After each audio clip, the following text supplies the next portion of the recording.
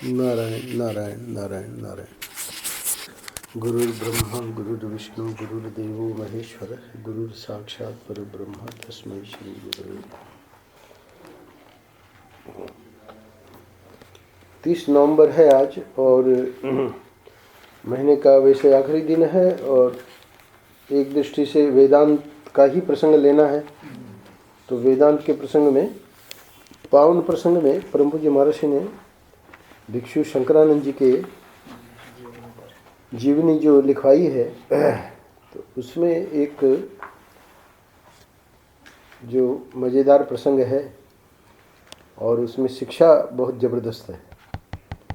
तो उसमें थोड़ा सा वेदांत का पुट है आखिर में जाके, तो उसी को आज हम लोग करेंगे। आनंद रस रत्नाकर 30 नवंबर पावन प्रसंग, पृष्ठ संख्या 145, 156, 157। तो आज का शीर्षक है, आज के पृष्ठ का, झूठ सच का भेद व्यवहार पर्यंत रहता है। यानी व्यवहार में सत्य भाषण असत्य भाषण, ये जो भेद है वो परमार्थ में नहीं है, ये व्यवहार पर्यंत ही रहता है झूठ सच का भेद। भिक्षु शंकरानंद जी, ऐसा नहीं कि महर्षि को पता नहीं था, पर वो जानबूझ के छेड़ रहे थे महर्षि उनको कि वो ये बात बतावें। तो वो बात उन्होंने फिर रखी, तो उसकी बड़ी स्टाइल बहुत मज़ेदार है। मैं प्राय प्रतिवर्ष कनखल जाया करता था। वहाँ अटल अखाड़े के एक खंडहर में भिक्षु शंकरानंद नाम के एक विरक्त महात्मा रहते थे। तो ये महर्षि उस समय पंडित शंतनु बिहारी द्विवेदी के रूप में थे और बाद में 42 में संन्यास ले लिया। संन्यास के बाद भी जाते रहे। तो इसलिए कह रहे हैं कि मैं प्राय प्रतिवर्ष कनखल जाया करता था। तो अब वो जो है बड़े विरक्त थे वो तो। अच्छा, रोग और वृद्धावस्था के कारण शरीर निर्बल हो रहा था, परंतु उनकी वाणी में व्यंग, हंसी, दृढ़ता टपकती रहती थी। देखिए, यानी जैसे जैसे हम लोग वृद्ध और शरीर निर्बल होगा तो दृढ़ता नहीं रहेगी, दीनहीनता आ जाएगी। पर ये जो महापुरुष हैं, क्योंकि अपने को ब्रह्म रूप से जान रहे हैं ना, तो इसलिए वो दृढ़ता जो है वो हमेशा उनकी बनी रहेगी। और व्यंग और हंसी तो हम लोगों की गायब हो जाएगी।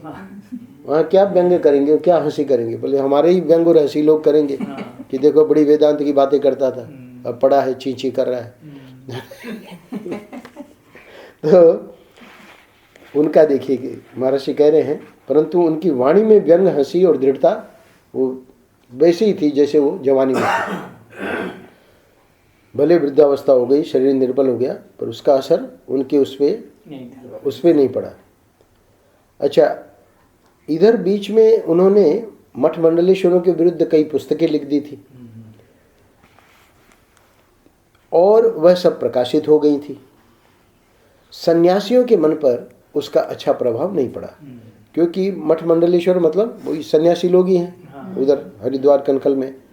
तो अब वो जो पुस्तकें छप गई तो उसमें जो बातें लोग तो पढ़ेंगे ही, और वहाँ उनके विरुद्ध ही बातें लिखी हुई थी पुस्तक में। और वो जब छपके और वितरण हो गया तो अधिकांश उनसे रुष्ट हो गए। यानी उनसे रुष्ट हो गए का मतलब, पहले तो आदर करते थे ये जो मंडलेश्वर और मठ वाले महंत वगैरह, पर जब इस प्रकार का कार्य उन्होंने किया कि उन्हीं लोगों का मतलब निंदा और आलोचना पुस्तक में, तो रुष्ट होना स्वाभाविक है। इसमें संदेह नहीं कि वे मुझसे बहुत प्रेम करते थे। अभी आप लोग आए उसके पहले यही चर्चा चल रही थी कि भगवान जब कह रहे हैं, हम लोग कर्मयोग किया ना, तो कर्मयोग का एक श्लोक मैंने बताया कि शंकरानंद जी का, आप लोगों के जाने के बाद शंकरानंद जी की टीका आपने देखी। तो श्लोक है, यस्तु आत्मरतिरेव स्यात् आत्मतृप्तश्च मानवः आत्मन्येव च संतुष्टः तस्य कार्यम न विद्यते। गीता जानती है ना, इसलिए मुस्कुरा रही है। तो यस्तु आत्मरतिरेव स्यात्, यानी जो आत्मा में ही जिसकी रति है, और यस्तु आत्मरतिरेव आत्मतृप्तश्च मानव, तृप्ति भी आत्मा में ही है। यहाँ तक नहीं, संतुष्टि भी आत्मा में ही है ना। तो हम लोगों की रति विषयों में है, हम लोगों का जो है तृप्ति वो किस में है? बोले भाई अब क्या लाई आज? तो बोले कि भाई हम आज क्या लाई? चीला, चीला में है ना तृप्ति। और संतुष्टि, तो संतोष नाम की चीज़ ही नहीं हम लोगों में, तृष्णा बनी हुई है। कितना भी दो, कितना भी आ जाए, कहाँ कोई आज एक दिखा दो कि भाई ये एकदम संतोषी है, श्याम जी को छोड़ के। अपवाद तो रहता ही है, उसी नियम सिद्ध ही इसीलिए होता है कि अपवाद है। हाँ, एक्सेप्शन प्रूव्स द रूल। तो अपवाद तो हमेशा रहेगा ही, तो उनकी बात छोड़ दिए, बाकी सब लोग तृष्णा। तो ये जो है ये आत्मा में ही संतुष्ट है, आत्मा में ही तृप्ति है और आत्मा में ही उसकी रति है। यानी विषयों की उसको अब अपेक्षा ही नहीं है। हम लोगों को रति के लिए विषयों की अपेक्षा है, उसको विषयों की अपेक्षा नहीं है। अन्न आदि रस आदि हमको तृप्ति के लिए चाहिए, उसको कुछ नहीं चाहिए, है ना। बस वो जो भी आ गया भिक्षा में ले लेंगे। मन जी का देखा, एक कटोरा रहता था, इसी में डाल दो सब। इसी में डाल दो, है ना। मीठा भी नमकीन भी, आदमी सोचे इसमें एक में ही सब जा रहा है। और हम लोगों का जो संतोष है, तो संतोष नाम की चीज़ ही नहीं दिख रही है समाज में, कोई संतोषी। बल्कि संतोष होना समाज में गलत समझा जाता है। क्यों? क्योंकि भाई संतोष है तो ये क्या करेगा? हाँ। तो इसलिए इसकी जो विशेषता बता रहे हैं भगवान, वो ये बता रहे हैं कि अगर इस प्रकार की उसकी स्थिति बन गई है तो फिर यस्तु आत्मरतिरेव स्यात् आत्मतृप्तश्च मानव आत्मन्येव संतुष्ट है तस्य कार्यम न विद्यते। अब इसके लिए कोई कार्य नहीं। अब इसके लिए हम ये नहीं कह सकते हैं कि इसको ये करना ही चाहिए, है ना। मतलब जाके कुछ लोगों का भला करे, है ना, लोगों के लिए प्रवचन करे। खुद का काम हो गया है तो अब आपको जाना चाहिए। तो फिर शंकरानंद जी ने वहाँ समझाया कि लोक संग्रह की बात आती है। भगवान स्वयं कर्मयोग में बोल रहे हैं, खुद के लिए बोल रहे हैं कि मैं करता हूँ कर्म, है ना। तो अब खुद के लिए भी बोल रहे हैं, औरों के लिए भी कह रहे हैं, जनक आदि के लिए भी कह रहे हैं। तो लोक संग्रह का मतलब कि भाई लोग जब तक आदर्श कोई नहीं होगा कर्म करने वाला, उसी को देख के ही तो कर्म करेंगे। कर्म तो कर ही रहे हैं लोग, पर कर्म योग जो है वो तो आदर्श महापुरुष कर्म योग, यानी ईश्वर अर्पित कर्म। कर्म तो बंधन में हेतु है, पर जब ऐसा आदर्श महापुरुष जो कि सब कुछ उसको प्राप्त है फिर भी कर्म कर रहा है, तो उसको देख के हमको लगेगा कि भाई अब कौन सा कर्म करना चाहिए। तब वो बताएगा कि इस प्रकार से स्वार्थ के कर्म मत करो, है ना। शुरू तो स्वार्थ के कर्मों से ही होगा, पर धीरे धीरे निष्काम कर्म करो, ये सब शिक्षा देंगे। फिर निष्काम कर्म में भी अभिमान नहीं रखो कि मैं करता हूँ, वो और उससे आगे की कक्षा है। 2 जनवरी में हमने इसको लिया है, यज्ञ की गति। 2 जनवरी या 2 जनवरी में ही है। देवता होकर उड़िया बात 3 जनवरी में, 3 जनवरी यज्ञ की गति। तो यज्ञ की गति में यही है कि जो निकम्मा है उसको कहते हैं कि तुम काम करो। काम करने लगा तो निषिद्ध काम करने लगा, तो बोले इसको विहित कर्म करो। तो फिर वो सकाम विहित कर्म में कामना, इसमें ये मेरे को ये हो जाए, इसमें मेरे को, बोले नहीं निष्काम कर्म करो। निष्काम कर्म में फिर वो अभिमान है, तो बोले नहीं अभिमान छोड़ के करो, है ना। तो अकर्तापना, अब अकर्तापना आ गया तब जाके इसी तरह हमारे अंदर जो कर्तापने का अभिमान है वह भगवान नहीं देते, हमारी मूर्खता देती है। इसलिए जो जिसका अधिकारी होता है उसके लिए उसी प्रकार का उपदेश शास्त्र में आता है। आप अनुभव करें ईश्वर की कृपा से मेरे द्वारा अच्छा काम हो गया, लेकिन हमसे जो बुरा काम हुआ वह हमारी भूल से हुआ। इसी दृष्टि से तुलसीदास जी ने कहा है, गुण तुम्हारे समझे निज दोषा, यही सब भांति तुम्हारा भरोसा। तो इसीलिए कोई अच्छा काम हो तो अभिमान मत करो और समझो कि वह ईश्वर की प्रेरणा से हुआ है। और बुरा काम हो तो मान लो कि अपनी त्रुटि से, अपनी गलती से हुआ। अब यदि कहो कि हम तो करता नहीं रहे, ईश्वर करता रहा, तो ये ठीक है। तो मैं बात ये बता रहा था कि होता क्या है कि अब ये जो लोक संग्रह में महापुरुष लगे हैं, तो वहाँ शंकराचार्य जी ने इस श्लोक की व्याख्या में समझाया कि जो अपरोक्ष ज्ञानी है उसके लिए तो भगवान ने साफ ही कर दिया कि उसके लिए कोई कर्तव्य है ही नहीं, और वो कर्तव्य कर्म कर ही नहीं सकता, वो संभव ही नहीं, तत्व स्वरूप है ना। तो इसका अर्थ है कि या तो जो परोक्ष ज्ञानी है वो लोग संग्रह करेंगे, और अथवा जो वहाँ से भेजे जाते हैं तो वो कर्म करेंगे। तो अब ये महंत मंडलेश्वर, इनका क्यों इन्होंने आलोचना की, आगे बताएंगे, खुद ही बताएंगे, क्योंकि महाराज जी कहेंगे कि आप ये क्यों करते हैं। कह रहे हैं कि इधर बीच में उन्होंने मठ मंडलेश्वरों के विरुद्ध कई पुस्तकें लिख दी थी और वह सब प्रकाशित हो गई थी।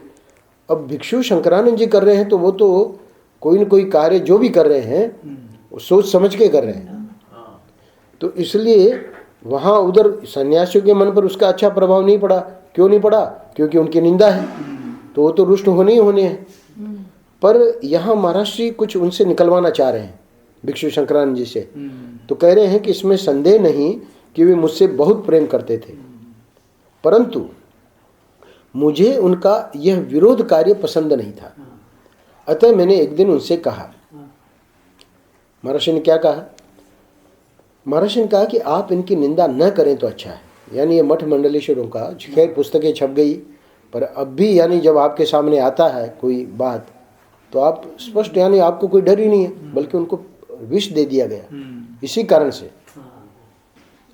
पर उनको महर्षि ने कहा है कि वो विष की अवस्था में भी उनके ललाट पे चमक थी, और वो उनको कोई उसका ये नहीं था कि भाई हमको विष दे दिया और हमें ये नहीं करना था। हुआ ही नहीं उनके मन में कभी पश्चाताप या ग्लानि, क्योंकि उनको पता था कि मैं क्या कर रहा हूँ। तो ईश्वर जिनसे करवाता है तो उनमें ये दृढ़ता भी तो देता है। तो अब महर्षि देखिए उनको छेड़ रहे हैं कि आप इनकी निंदा न करें तो अच्छा है। ये क्यों छेड़ रहे हैं? हमको समझाने के लिए महर्षि, हमको मतलब कोई बात उनसे निकलवाएंगे ना।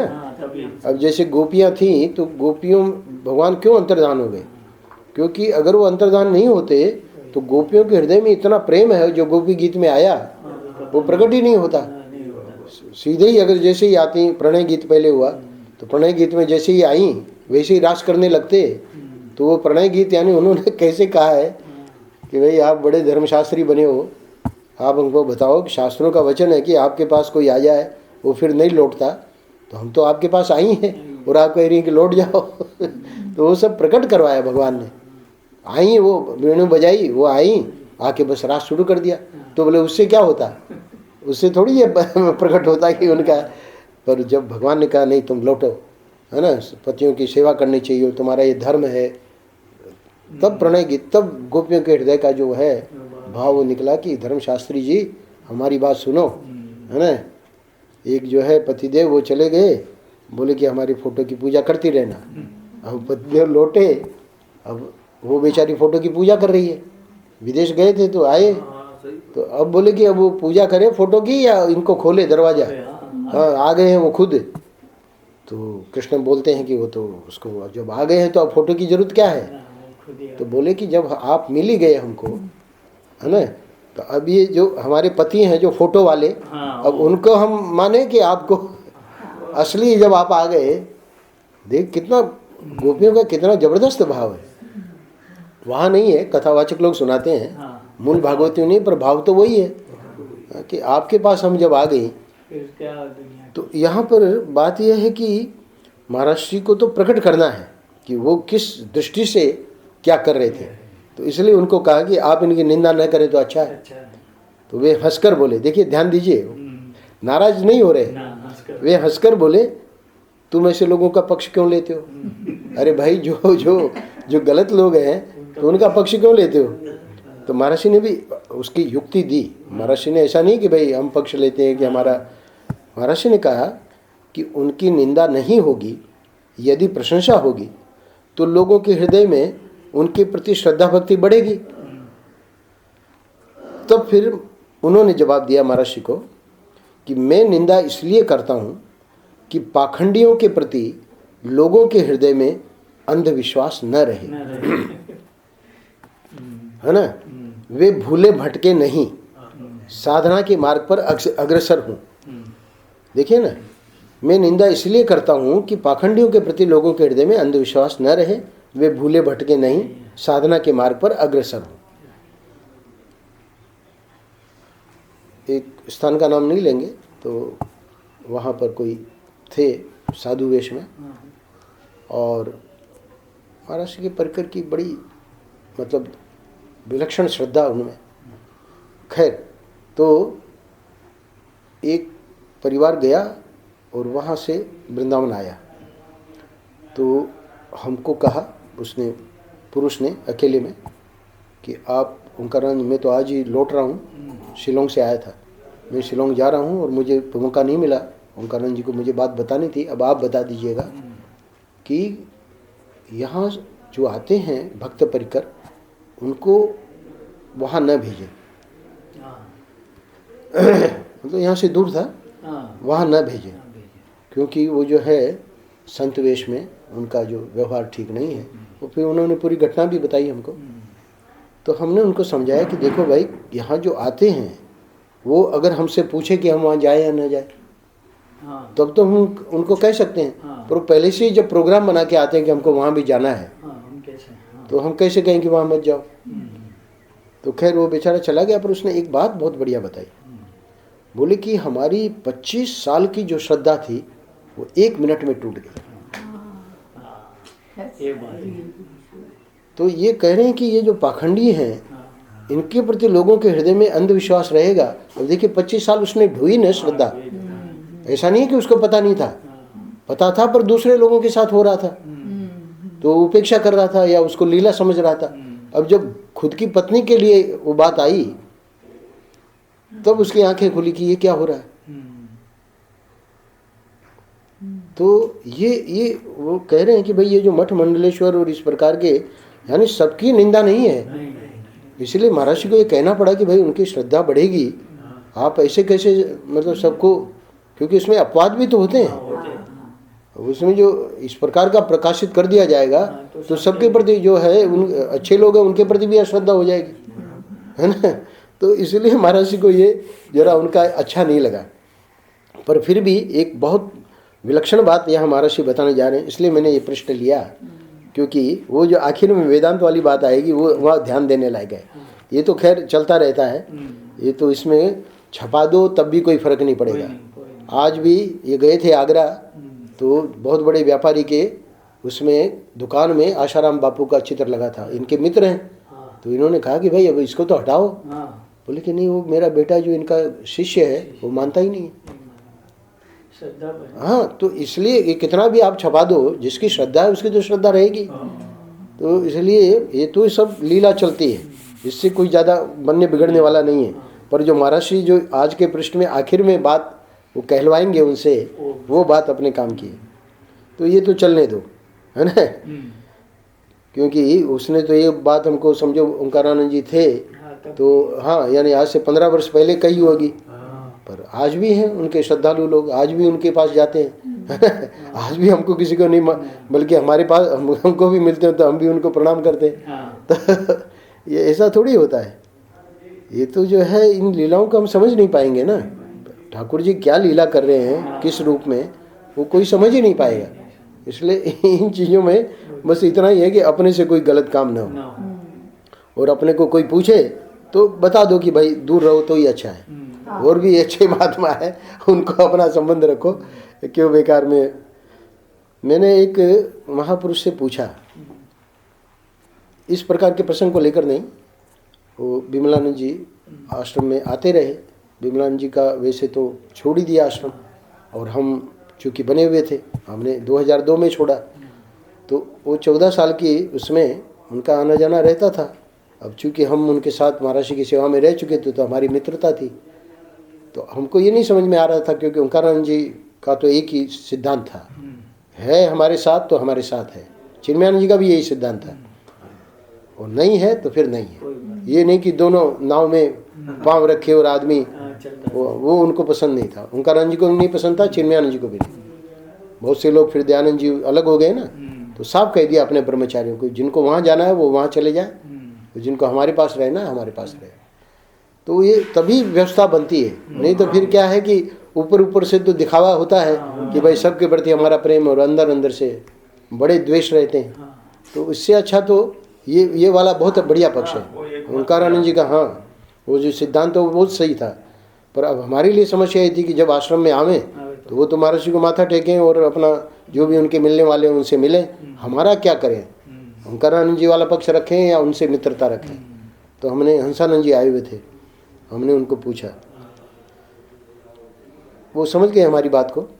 तो उन्होंने कहा कि यद्यपि शुद्धम लोक विरुद्धम न करणीयम न करणीयम, तो उन्होंने संकेत दिया कि भाई ठीक है, हमारा हृदय शुद्ध है, उनके हृदय में भी कुछ बात नहीं है, पर लोक विरुद्धम, लोक विरुद्धम यानी जो भी है घटना जो है इस समय वो आश्रम में नहीं है, तो ना करणीयम ना करणीयम। अब उसमें फिर आप अपने को उनसे ज़्यादा मित्रता जोड़ रहे हो तो फिर ओंकारानंद जी को अच्छा थोड़ी लगेगा।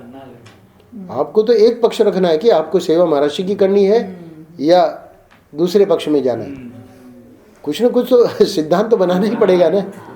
तो इसीलिए ये बहुत मुश्किल है, पर महात्मा लोग मार्गदर्शन कर देते हैं कि यद्यपि शुद्धम लोक विरुद्धम ना करणीयम ना करणीयम। तो बताया कि भाई एक वेश्या है और वो महात्मा जा रहा है, तो महात्मा का हृदय शुद्ध है, तो बोले हम इसके चबूतरे पे ही बैठ जाते हैं। तो बोले कि हाँ ठीक है, वो शुद्ध है पर लोक विरुद्धम, वहाँ बैठना ठीक नहीं है, तो इसलिए ना करणीयम ना करणीयम। तो वो उन्होंने संकेत दे दिया कि भाई तुम समझ लो। तो यहाँ ये हो रहा है कि मैंने कहा कि उनकी निंदा नहीं होगी तो प्रशंसा होगी, तो लोगों के हृदय में उनके प्रति श्रद्धा भक्ति बढ़ेगी। तो वे बोले कि मैं निंदा इसलिए करता हूँ कि पाखंडियों के प्रति लोगों के हृदय में अंधविश्वास न रहे, वे भूले भटके नहीं, साधना के मार्ग पर अग्रसर हो। अच्छा, अब महर्षि, अब ये जो मुख्य प्रसंग है वो अब आ रहा है। मैंने एक दिन कहा, आप जो लोगों के बारे में निंदा के प्रवचन करते हैं वे द्वेष से प्रेरित हैं, है ना। ऊपर ऑलरेडी महर्षि बात कर चुके हैं और उसका वर्णन भी कर चुके हैं। अब कुछ विशेष बात निकालनी है ना, तो इसलिए मतलब उन्हीं पे आक्षेप कर रहे हैं कि ये द्वेष से प्रेरित है। अब किसी महापुरुष को कहना कि द्वेष से प्रेरित है तो वो हंसेगा कैसे? बोले ठहाका मार के हंसे।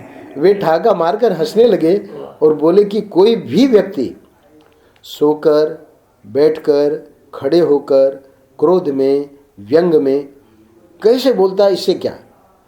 वह जो बोल रहा है वह सत्य है कि नहीं?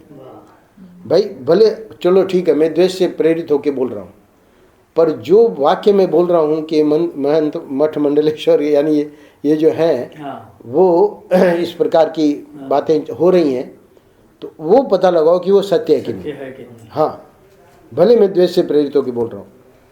बोले कि यदि उसका वचन यथार्थ है, वो जो भी बोल रहा है किसके बारे में? मठ मंडलेश्वरों के बारे में, तो वो यथार्थ है, सत्य का बोध कराने वाला है, तो वक्ता की स्थिति और वचन की भाषा देखने की कोई आवश्यकता नहीं है। तो फिर इतना कह के फिर उनको महर्षि को कहा कि मैं जो कहता हूँ वह सत्य है, इसकी जांच पड़ताल कोई भी कर सकता है। यानी जो भी मैं कह रहा हूँ उसकी जांच पड़ताल करके और कोई मेरे को सिद्ध कर दे कि भाई ये आप गलत बोले हैं तो मैं मान जाऊँगा।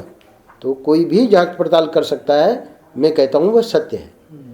तो महर्षि जानबूझ के, देखिए वो आगे का प्रसंग आने वाला है ना, इसलिए जानबूझ कर बोले, कह रहे मैंने बड़ी ढिठाई से मुस्कुरा कर कहा कि मुझे तो आपका कहा झूठ लगता है। यानी जांच, मानो कि मैंने जांच पड़ताल कर ली है और आपका कहा हुआ झूठ लगता है, तो मुझे तो आपका कहा हुआ झूठ लगता है। तो अब वो समझ गए कि महर्षि क्यों ये ढिठाई कर रहे हैं, क्योंकि महर्षि हमेशा उनके प्रति श्रद्धा थी। तब वो समझ गए कि अब ये बात जो निकलवाना चाहते हैं हमको बोलनी पड़ेगी। तो बोले ठीक है, मैं झूठ बोल रहा हूँ ना? तो वे हंसकर बोले कि तुम सत्य बोलकर बताओ। तो अब महर्षि सत्य क्या बोले? अब उनको ही बोलना पड़ेगा। वे समझाने लगे कि परमार्थ दृष्टि से जो मैं कहता हूँ वह भी झूठ है और जो तुम कहते हो वह भी झूठ है। क्योंकि तत्व दृष्टि से ये सब बनेगा ही नहीं ना। वहाँ तो एक सिर्फ वो जो है तत्व वही सत्य है, बाकी जितना का जितना है वो सब असत है। ना सतो विद्यते भाव, दूसरे अध्याय का 16वां श्लोक, पिछली बार आप आए थे। हाँ, एटम बम। सत का कभी अभाव नहीं है, यानी जो परमात्मा है वो तो हमेशा ही है। और असत यानी ये जितना अभी महर्षि कह रहे हैं कि महर्षि क्या वो भिक्षु शंकरानंद कि तुम बोल रहे हो वो भी झूठ है, मैं बोल रहा हूँ वो भी झूठ है।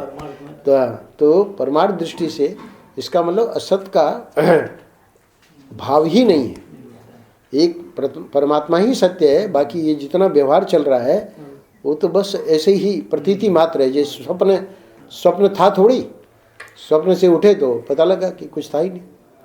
तो ऐसे ही इस समय जागृत में हम लोग ये सत्य झूठ और ये सब है ना, इसलिए उनको परमार्थ दृष्टि से फिर बताना पड़ा कि भाई जो तुम बोलते हो वो भी झूठ है और मैं बोलता हूँ वो भी झूठ है। जो तुम कहते हो वो भी झूठ है। झूठ सच का भेद जब तक व्यवहार है तब तक रहता है और उसको मानना भी हितकारी है।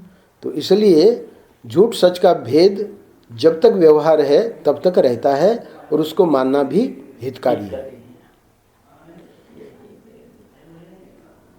परम पूज्य महाराज श्री, मेरा नाम लिए ही हम कहेंगे, एक देवी जी आ रही थी। कलकत्ता में महाराज श्री का ऑपरेशन हो चुका था, तो वहाँ बिरला जी के यहाँ ठहरे हुए थे। तो प्राय या तो लोग आवे तो अपनी व्यवस्था करके, जैसे जीतू भाई सुहास बहन भी आए तो होटल में ठहरे थे। फिर बाद में हालांकि उन्होंने, बिरला जी ने कहा भोजन यहीं करें, भोजन किया पर ठहरे होटल में थे। उन्होंने महाराज जी को फ़ोन किया तो महाराज जी ने कह दिया आ जाओ, अपनी व्यवस्था कर लेना। पर ये जो देवी जी आ रही थी महाराज जी की शिष्या हैं, तो बिमलन जी भी सेवा में थे। तो महाराज जी को कुछ ऐसा ही सरला बिरला को लगा कि भाई महाराज जी की शिष्या हैं, अपने पास ही रुक जाएंगी। महाराज जी के हृदय में मतलब प्रसन्नता नहीं थी। तो खैर वो रुके रही जितना उसको रहना था। पर महाराज जी ने कुछ संकेत किया। अच्छा, उनको सरला बिरला को समझ में नहीं आ रहा था कि ऐसा संकेत क्यों किया जा रहा है। और बस वो अपना आई रही, चली गई। फिर वो पूरा रहस्य महाराज जी ने, जब वो दोनों थे और दिल्ली से वृंदावन आ रहे थे तो कार में हम सेवा में थे। तो ड्राइवर नहीं बल्कि वो स्वयं बीके बिरला ही गाड़ी चला रहे थे। बीके बिरला गाड़ी चला रहे थे, सरला बिरला आगे थी और हम पीछे, और हमारी गोद में महाराज श्री लेटे हुए थे। तब महाराज श्री ऐसे बीच में थोड़ा बैठ भी जाते थे। तो महाराज श्री ने बताया कि सरला, हम जो उसके लिए तुमको मना कर रहे थे उसमें कारण ये था। वो दोनों पति पत्नी आश्चर्यचकित हो गए, है ना। तो यानी ये मैं क्यों सुना रहा हूँ कि व्यवहार में झूठ और सच का भेद रहेगा और वो तब तक रहता है और उसको मानना भी हितकारी है। और महात्मा जी क्यों सुना रहे हैं ये बात, क्योंकि अब इनका तो अब शरीर आगे नहीं रहेगा और ये हमारे मतलब हैं, तो वो फिर आगे क्या करेंगे, है ना। और हुआ भी यही, क्योंकि जब आश्रम छोड़ के चले गए तो उन्होंने फिर वहाँ संपर्क किया। वो बोले कि आपके हम गेस्ट हाउस में रुकना चाहते हैं। गंगा लहरी में महाराज श्री रहते थे, पर चूंकि महाराज श्री को ये बात महाराज श्री ने बता दी थी, दूरदृष्टि होती है ना, तो इसलिए उन्होंने मना कर दिया। तो महाराज श्री को यानी यहाँ तक पता था कि यही व्यक्ति फिर इसका गलत उपयोग भी करेगा हमारे संबंधों का। कि बहुत यानी ये जो शंकरानंद जी महाराज जो आलोचना करते हैं ये कोई सामान्य बात नहीं है। हाँ, हम लोगों की आंखें खुलनी चाहिए। व्यवहार में इसलिए कह रहे हैं ना कि भाई झूठ सच का भेद जब तक व्यवहार है तब तक रहता है और उसको मानना भी हितकारी है। यही भेद जिज्ञासु को अभेद तक पहुंचाता है, क्योंकि वो मानेगा तो अपने को बचाएगा, गलत चीज़ों से बचाएगा, और जब बचाएगा तो अभेद तक पहुंच जाएगा। पर नहीं बचाएगा तो खुद ही फंस जाएगा। तो इसलिए ये पृष्ठ हमको लगा कि बहुत ही महत्वपूर्ण है कि हम लोग हर जगह परमार्थ दृष्टि, अरे भाई आप इसको ऐसा क्यों नहीं समझते हो, आप उसमें दोष क्यों देख रहे हो। अरे भाई व्यवहार है। श्याम जी को आके उन्होंने सुनाया कि भाई इस प्रकार ये महात्मा व्यवहार कर रहे हैं, वहाँ साईं के यहाँ आते हैं, तो हमको कुछ कहना चाहिए। तो हमने इनको रोक दिया। हमने कहा कि वहाँ के जो हैं वो लोग करेंगे। तो है ये बहुत समझना बहुत मुश्किल है, और एक बार हमारे पूज्य हैं, बड़े हैं, तो और ज़्यादा मुश्किल हो जाता है। पर बातें जो हैं वो फिर बाद में विस्फोट के रूप में आती है। अगर पहले ही कुछ कर दो तो ठीक है, फिर बहुत कठिन हो जाता है। व्यवहार जो है वो तो परम पूज्य महाराज श्री इस पृष्ठ में हम लोगों को मतलब आंखें खोल रहे हैं कि भाई परमार्थ का नाम लेके और कहीं व्यवहार को मत गड़बड़ा देना, है ना। व्यवहार व्यवहार की दृष्टि से रहना चाहिए। बिल्कुल करा बिहारी से छुट्टी हो गई। हाँ वो तो खैर कोई बात नहीं, उससे कोई बात नहीं, यानी किसी व्यक्ति की बात नहीं, हो तो अपना अपना प्रारब्ध है।